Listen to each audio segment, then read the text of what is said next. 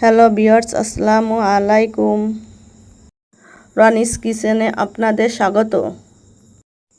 এখন আমি আপনাদের করলা রান্না দেখাবো। এখানে আমি 4টে করলা ধুয়ে কেটে নিয়েছি পাতলা করে। আমি চুলায় আগে থেকে পানি দিয়ে রেখেছি করলাটা ভাপ দিয়ে নেওয়ার জন্য। এখন আমি পানিটা ঝরিয়ে নেব।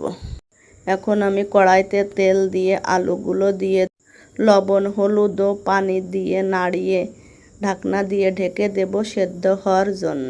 এটা অতি সাধারণ রান্না। আলুগুলো সেদ্ধ হয়ে গেছে। এখন নাড়িয়ে চাড়িয়ে আমরা করলাটা দিয়ে দেব।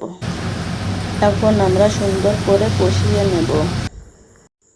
কষানোর পর আমরা পানি দিয়ে নেব পরিমাণ মতন।